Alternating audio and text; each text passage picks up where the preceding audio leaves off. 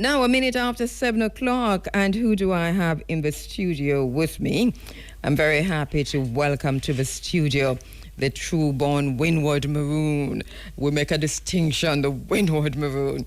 He has a BSc with honors in international relations from the University of the West Indies. You know him. He's an agriculturist known for his work with the University of the West Indies concerning the grassroots cultivation of cannabis.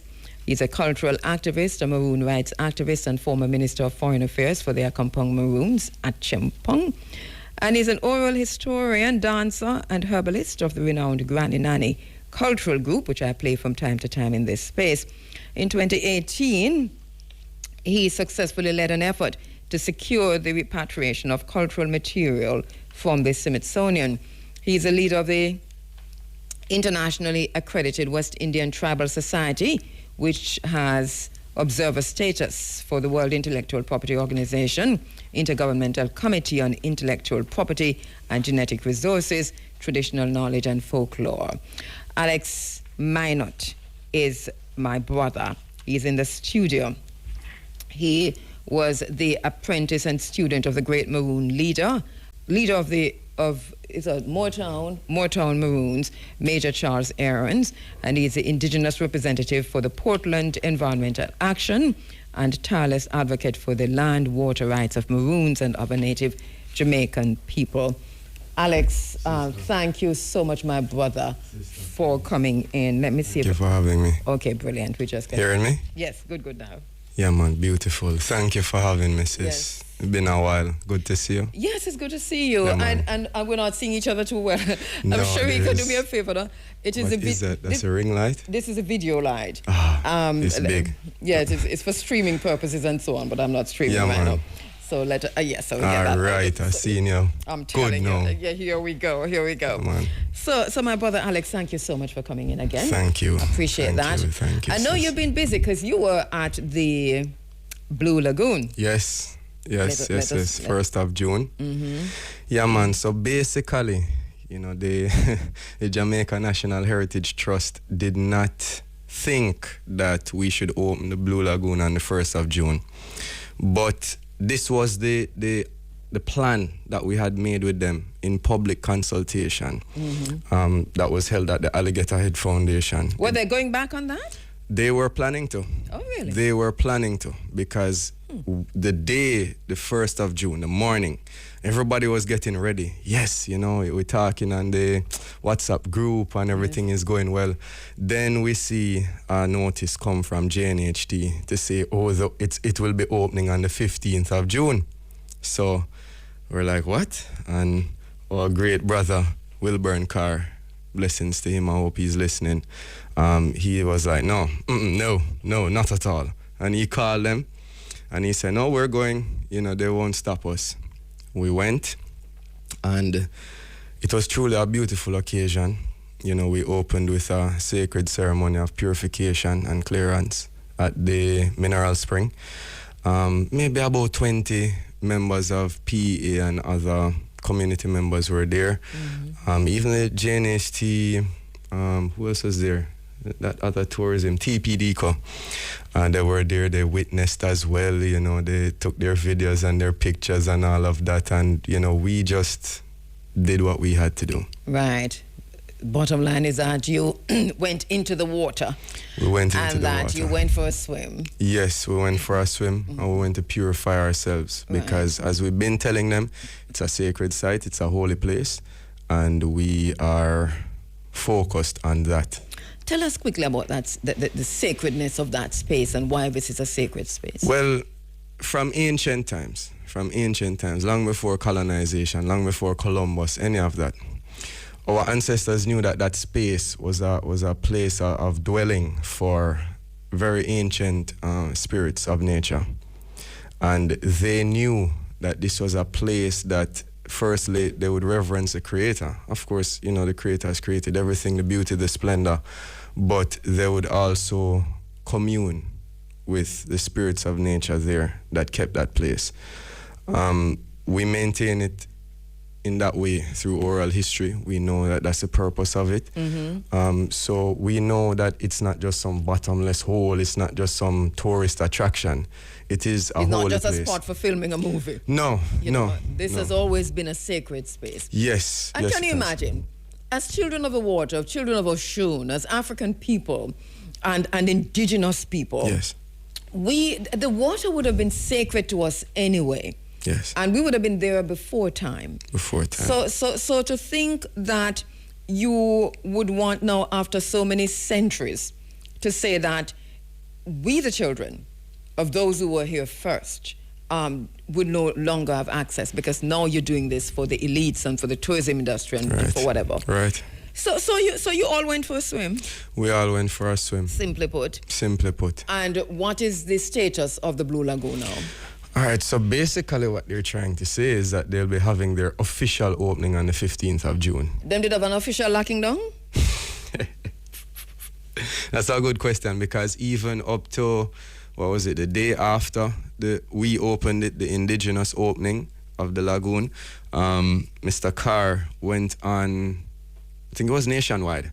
And, the journalists at Nationwide were asking Miss Bailey from JNHD, who was paying the guards? What's the status with the land? Many grilling questions. And all she could say was, I can't answer those questions. And they were like, but this is a public trust.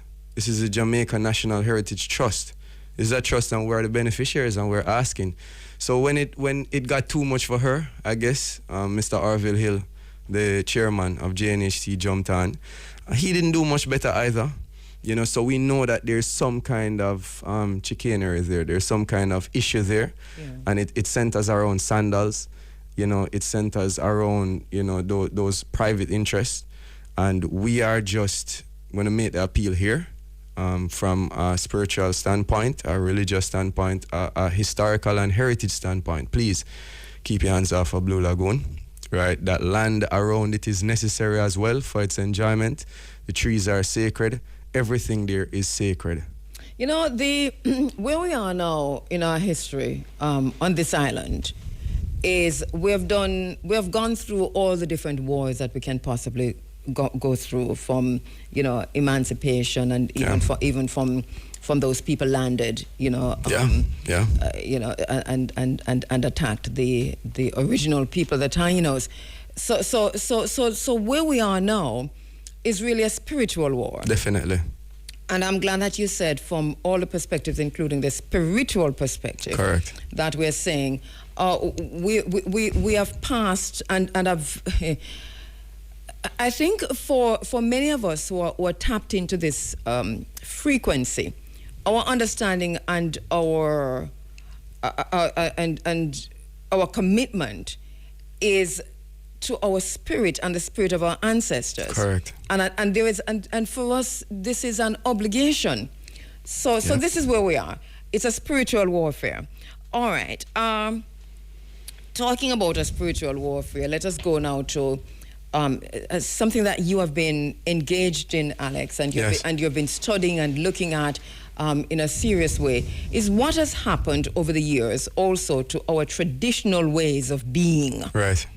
Including our ways of worship. Right. And talk to us about the work that you have done in this field, what you're looking at specifically, because I know there's quite a few traditional, but you've zoomed in on one or two. So talk to us about that work. All right. So basically, the work of the West Indian Tribal Society, which is the organization that I head, we are a faith-based, religious organization, because we don't simply have faith, we have knowledge. We know that there is a creator, we know that there are ancestors, we know that there are spirits of nature. Knowing. And we have ways of knowing. Yeah, man, ways of knowing, not ways of believing or imagining. Right. Yes. So basically, one of the biggest issues that we have in Jamaica is a colonial holdout law, which is the Obia Act. And the moment you mention Obia Act, people, Obia is this evil thing, this and that. Yeah, so first of all, the name Obia was created by the British. This is a strange concept that they created to describe what they saw, and based on conjecture. They took our words, they messed around with them as usual. You know, it's even part of their intellectual property game. They take the idea of our thing, they modify the name, and it becomes theirs. So they did it negatively in this case. And they devalue it in the Correct, process. In correct. the same way they did with Chief Tetchi. Correct. They, you know, call him Taki, and then Taki Yeah, man. in man. their language is what it is. Yeah, man. So our ancient gods like Obi, you know, became Obia. Yeah, man. And the word Obi is present in the Bantu languages, yeah, man. all across Africa. All across Africa. Yeah. All across Africa. It's the understanding of the serpent energy, which is what some people call the Kundalini, right? Some people call what Milky Way, all kind of things. That serpent energy, it speaks about the wave. The movement of life in a wave, just like a serpent. So the first thing they tell you in the Christian Bible, the serpent deceived mankind, right? That's the first thing that they do. And they beat that into you. You know, they teach our people to even hate snakes. So when Jamaicans see snakes, they chop them up. You know, everything is evil. There is no natural concept in the Bible. There's no embracing of nature in the Bible. Well, not even in the Bible, in the Christian church that we have here today. Because they used the ancient writings of Yes. our ancient people anyway. And, you know, I was having a conversation with my sister who's a Christian, and I was saying to her, one of the things that we have to do first and foremost is to understand who is King James. Yes. Before we go any further. Now, what were his motivations? Yes. So we need to study King James before we even begin to talk about the Bible. Because it's political. It's political. You know, religion is used in a political circumstance. I tell people all the while, the issue is not religion. Religion is the organization of spiritual practice, right? The issue is the politicization of and the weaponization of religion. So rather than creating a curious spirit or a curious spark in the youth, in people, we're told to be dogmatic. And anything that strays, not even strays, but anything that's different from what has been outlined in the colonial rhetoric, we're to detest it and hate it. So you mentioned the work. Our thing is, we need to see that act gone, the Obia Act, we need to see it gone. And the reason is, we need to learn to respect. If we're decolonizing, which is what I'm hearing about, decolonization is not simply the removal of King Charles III, right? Or the removal of the crown. That's not decolonization, because we can get rid of that colonizer and embrace a new one. We need to be certain that when this happens, there will be full respect of our ancient traditions, where we're coming from. I have a problem with evil, right? I have a problem with anything that is evil, that harms, that frightens people. So we can have legislation that is targeted at that. What role does education play? Well, that's it. In this process. That's it, because because our traditions have been criminalized. We have not been able to sufficiently research them. We have not been able to sufficiently create any educational campaigns around getting people to honor and understand where they're coming from, who they are, right? Because we must remember, this Obia Act emerged in 1760 after the St. Mary uprising, right? Chief Tetchi. Yes. And the war that he led against the enslavers, starting in Whitehall in St. Mary.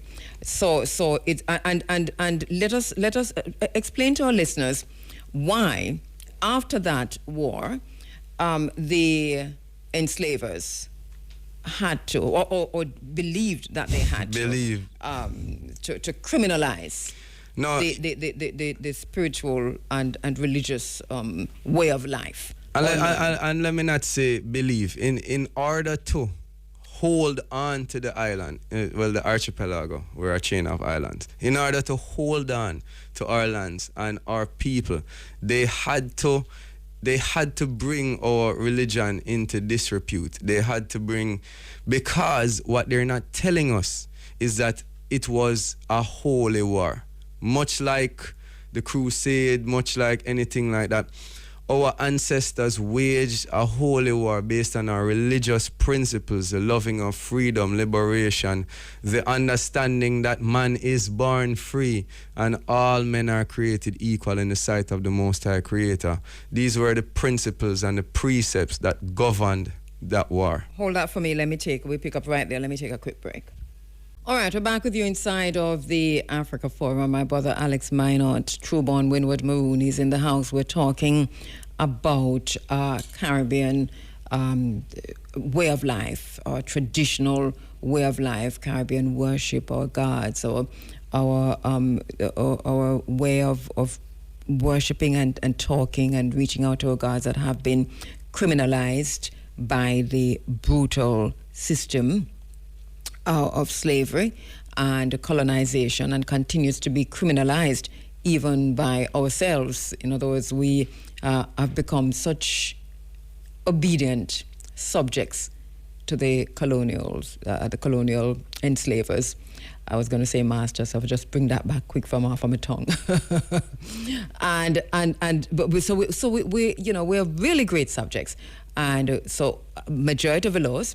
A lot of the laws that were on the book regarding our traditional way of worship, how we communicate and commensurate with our ancestors, have been criminalized on the island and continue to be criminalized. We are ensuring that it remains so. Alex, we were talking about the laws against obia and how that came about. One of the things you did first, though, was to set the stage, to put obia in perspective, to say, this is something that the enslavers looked at, recognized that it was instrumental and it was integral to how we defended ourselves against them. And as a result, that led them to change, to making a law, to criminalize this. Right. But I want you to walk back two steps to say, how did they see this in play? What happened? What did they see? Right. Well, so basically, I like to call, this entire time, talking from 1655 coming in to at least 1760. No. Up until emancipation, the time of the Myal Holy Wars.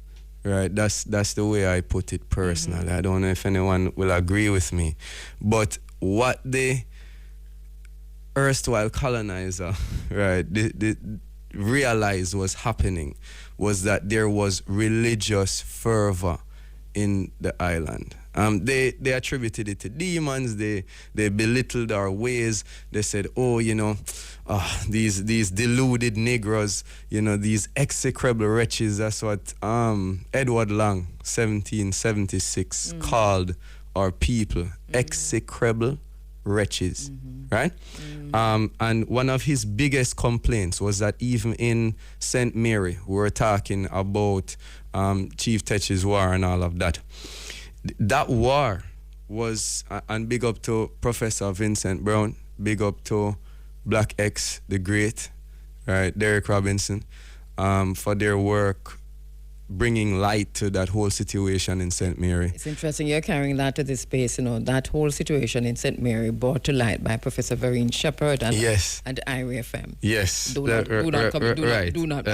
And continued, of course, in the great work of Black X. Black X. And later by Professor Vincent. Indeed. I know that you cuss all the while about I have to. About the credit. It's not so much a credit, it's history. No, man. It is history. That is credit. We have to credit. No, history is my alibi. Yeah, man. So don't even credit us. Just acknowledge history. Just acknowledge history. Correct. But so that came to light. Yes. And so let me back up a bit, because there's also a connectivity, you see, because these enslavers would have seen this also in the Ashanti Kingdom. Correct. In those wars in Ghana. Correct. They would have seen this because Chief Tachi himself came out of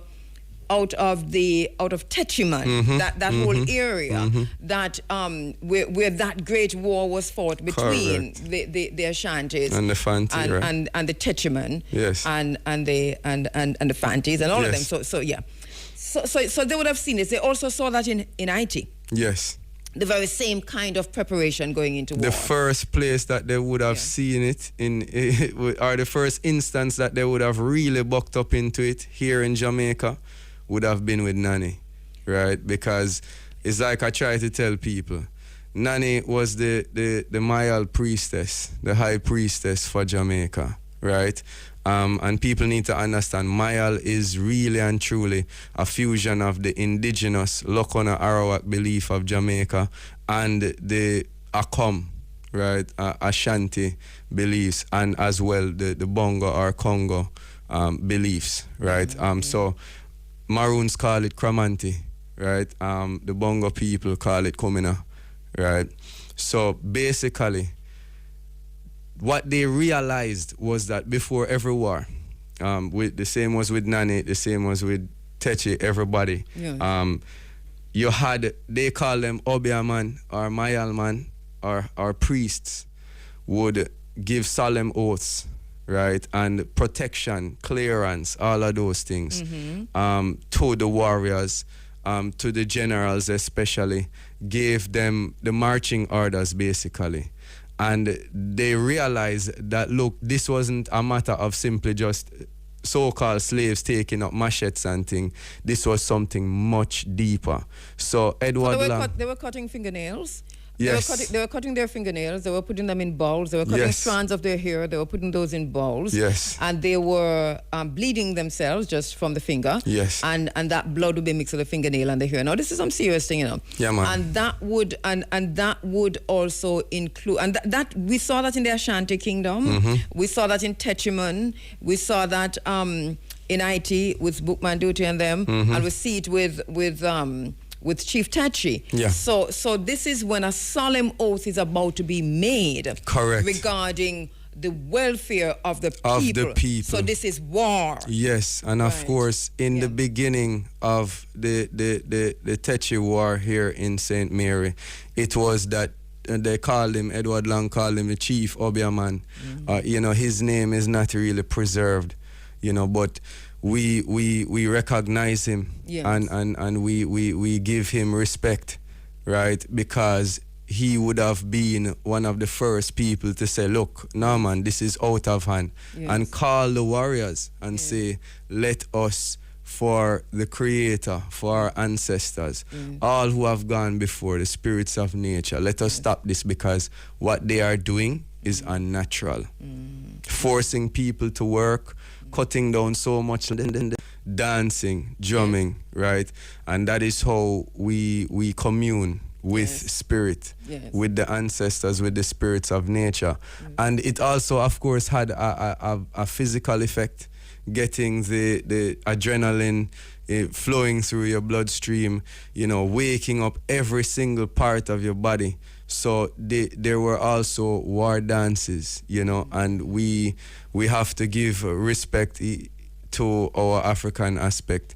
We have to give respect to our Akan aspect, our Congo aspect, because it was those aspects joined with the indigenous Lokona Arawak system that made all of this possible.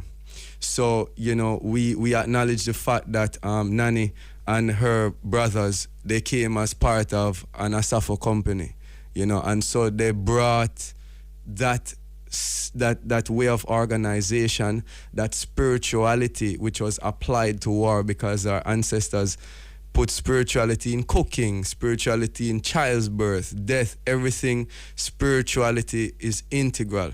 So the Asafo Company was first and foremost a spiritual institution that defended the community, right? It was not about war, but when war came, it was necessary. And, you know, we're digging deeper into that aspect, because we remember a lot in oral history. So we know that we still maintain the Safo house or Safo ground, we still maintain that language, but we're looking deeper. And so, you know, it was places of strategizing. Hold that thought and let me take a quick break. Sorry. Yeah, man. 7:47. We have just 15 or so minutes left. Less than 15 minutes left. Alex, we so like come like the time short. So I'm just going to shut up and let you go. Let you help us to understand, because we are at the space of the Safo Yard, and how that is even today integral to what we do as a people. How it continues in the Maroon communities. Yes. You know, so basically, at this point in time, the West Indian Tribal Society is doing a few things. My organization. So one of them, we're making some links in Ghana, and you know, I look to you as well, my sister, because you know your links are deep there. But you know, respect to my friend there, Donna Ray, with the Rock Factory, and Black Star Renaissance. Because we've been dialoguing, you know, with the Jamaican communities there as well, and all of that, because we have to create linkages. We have to create linkages, not just to say, oh, tourism, I'm going to go and walk through the slave port or whatever. I personally feel that all of those buildings should be knocked down, honestly. But that's just me. I think that we need to start creating linkages for education, for edification, for growth, so that we can go be with our people and be able to come home with a fulsome spiritual understanding, to know where we are coming from, to come full circle, you know, and so that in terms of the religious aspect, that's one of the main things that we're looking at right now.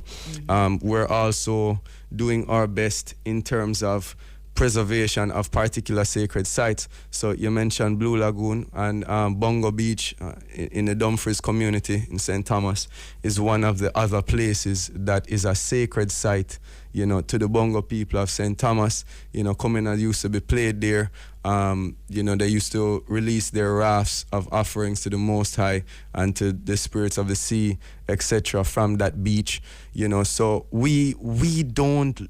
There are numerous sacred sites across Jamaica. And when you talk about Portland and St. Thomas, you know, St. Mary, there are scores of sacred sites there the East that we have to reclaim. We have to reclaim. Yes, and you know, return to the source. And I will say this here, you know, especially because of the location. We'd like to say to the government of Jamaica, another very important place that they must keep their hands off of is Rio Nuevo Beach. Very sacred place. That was the point of beginning of the Maroon Wars. Yes. Yeah, man. And we need it to remain. They already have their sights on it. They have had all kinds of threats against it. Yeah, man. And so your voice is well received in this space, to say keep your hands off this sacred space, which is the Rio Nuevo area. Yeah, man. And I grew up on that beach. So did I. So later in my life, because you come from nearer to the place, but this is where I wrote my first book. This was an ancestral call on the Rio Nuevo Beach. So we understand the space as a sacred space. Good morning to you, Mr. David Wilson, who understands that area is also a sacred space, who has built on that on his property there a temple to the Tainos, and has a Taino museum. You know, I've never been. Yes, he has a Taino museum. I've never been there. You should go to the Taino museum. Yeah, man, I need to. I definitely need to. And he has found Taino artifacts on there, and has made the Taino history his history, understanding that they were there, that we were there first, before anybody else. Yeah, man, Rio Nuevo, that entire era, retreat, all of that is sacred land. That is one of the first Maroon, quote unquote, Maroon communities. Yes. The reason it's called retreat is because the Maroon warriors, when the British started to bombard with their guns, with their cannons, have made a tactical retreat through those woods into the hills. Why the story is so deep. Sacred spaces. I know. Sacred Listen, These are our churches. I'm telling you, these are our temples. And David, once again, has also built a temple to Oshun on the riverbank there. So go rafting on the river in Rio Nuevo. Go with your spiritual self because it's a sacred space. Yeah, man, I definitely have to make that link. We bore witness to the excavation through the Jamaica National Heritage Trust. We invited them and they had the archaeological dig. There we bore witness to that, what they found, the Taino artifacts and all of that. We were there. We broadcast all of that live. Yes. If people doubt this. So those were great days of historical pioneering. We need to get back there. I'm telling you. So there is so much to unpack, and you know you're going to come again. But to go back now to Myal. Because Myal, we see Myal in the churches, right? Let me just call a spade a spade. I believe in for me it's the isness of things. Yes. Outside of the revival. Because what happens in the charismatic churches, right? And what happens at a Kumina session, not different. No, it's as I said, the spirit come and ride you. As I said, we use the horse and saddle metaphor in Caribbean religion, you know, because the spirit comes and mounts on your head. We're going to have a conversation about it. Yes. We're going to have a conversation about it because white people, European people, and other people don't behave, even though they're Christians and they identify as Christians and they're in the very same churches. They do not behave. They do not have this spiritual possession. No, that we see in Myal. No, and you know, I wonder about connectivity to spirit. You know, we are hardwired to spirit, and you know, it's a situation where, look, it's all about nature. You see, you mentioned Renova retreat, all of these sacred spaces that we claim as people, Woodside, all Good of morning, Nana Erna Broadband, the these work you're doing there. Places are like, they ground us. Yeah, and Rock Spring before them knocked me over my head. Yeah, man. Rock Spring. We could go on for. Listen, we need to to get the government of Jamaica and the people of Jamaica understanding something. Yes. If the church is a sacred space, these land spaces, they are our churches, they are our temples, and we need to preserve them. These free beaches, we need to preserve them because we need to be able to go out there and give our offerings. We need to be able to go out there. And this is why it's a spiritual warfare. It is. Because what the government of Jamaica is doing, they're building walls and they're building fences. Yep. And they are trapping the spirits and preventing the spirits from entering the sea. We, the spirit, may attack who inhabit the body. From entering the sacred spaces. Water for us is critical. That's why we wish part we're there. Because don't you could have lived at Kingston and me could have lived at Kingston too, you know. Well, I couldn't manage it anymore. Exactly. And we could have lived all over the world. Anywhere. But we choose to live by the water because we spiritual, we say, is water. Yeah, and that's where life comes from. Yeah, and those indigenous first people on this island in Jamaica are water people. Yes. And that is why it is now a spiritual warfare. Just check it out. All of those sacred spaces are, all of our original communities are on the banks of rivers. Yes. All of them. We are children of the water. And so so this is what Andrew Holness needs to know. This is what the NEPA needs to know. Stop defiling Rio Grande. Stop defiling Rio Grande. Stop defiling Rio Grande. That construction across Jamaica that is resulting in the drying up of the rivers and as you say, defiling the mother rivers. This is madness. Look at Rio Minno, totally dry. Is that what they want for Rio Grande? The largest river in Jamaica, they're planning to dry it up too? They don't care. A lot of the rivers, if you travel from here going to Montego Bay, all those rivers that you used to cross to reach, gone. They're gone because construction. Yeah. So they have changed the waterways, they've gone. And what not gone, they have given to China. Yeah. So I'm not quite sure how China are dealing with it because they've blocked it off. Yeah. Yeah. You understand? So we don't have access. We don't even know what's happening. Yeah. So this is a crazy moment. But we are prepared for it spiritually. We're going to have to deprive ourselves of food, carbohydrate and sugar and all them something there, and feed off of the land, like Yes. the plants. Yes. And then get our spirits in the right position. Correct. How important is Myal to the liberation process? Well, the first thing is that we must say that in this constitutional change that they're putting forward, it is important to acknowledge Myal. It is a must. Reason being, at least 3 and possibly going on 4 national heroes were Myalists. Okay? Mm-hmm. So you have Name Nanny, them. Mm-hmm. you have Nanny, you have Sam Sharp, you have Paul Bogle, and they're planning to add Chief Techi to that number. No, they better not add him, you know. And I know that Black X has been working for this, and I know that we started it here because we raised a question, should Chief Techi be a national hero? And Black X was one of those who took it up. Mm-hmm. But you see, they're talking about adding Chief Techi as a national hero. Do you think that he's the only one that they're just going to get up and add one person to the national hero list? I don't think it's a good idea. They're going to add Edward Siaga and for balance it, because really and truly it is Mr. Siaga who they want to add, but they're not going to balance it with Michael Manley just to balance it, but it's really Mr. Siaga they want to add. So listen to me. We don't need modern day figures at all. We don't need another hero.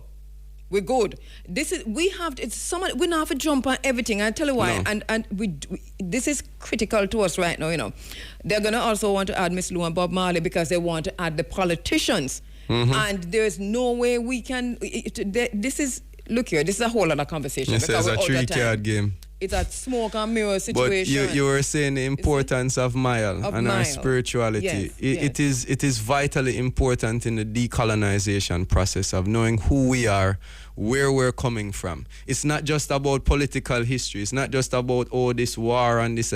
It's about who we are spiritually. Yes. Because that formed a vital part of our ancestors and how they went about their lives. Yes. They didn't urinate in the rivers or this or that. There's certain things they didn't do. They didn't throw spoiled food in certain places because of spiritual taboos and the understanding that there are laws of nature. So we have to Sankofa. You know, there is a very good website, Caribbean Religious Trials. Big up Diana Payton. Yeah, love to meet her. Which is really great, and yeah, I'm asking our listeners to just go there.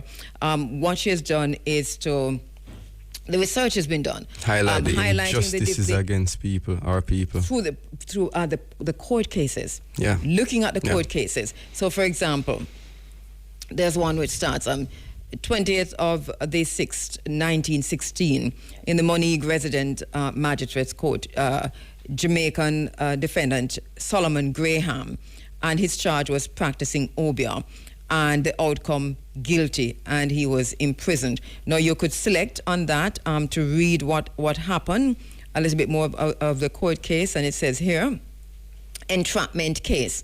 Franklin Nelson testified that the accused promised to take duppies off him, and Nelson informed the police.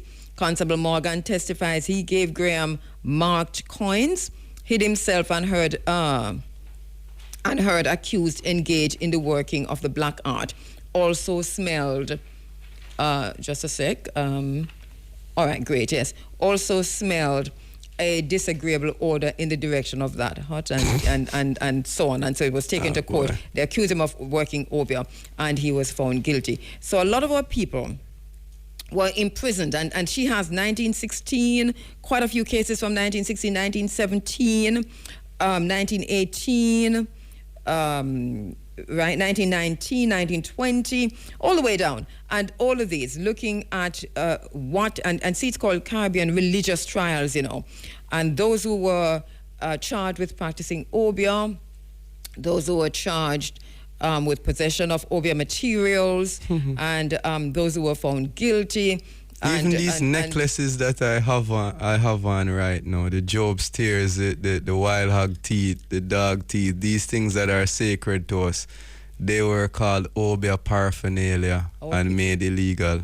Our people have been taught to hate our artifacts, to think of our artifacts as being devilish, satanic. So everything that belongs, we have really refused and denied ourselves of our gods and our way of worship.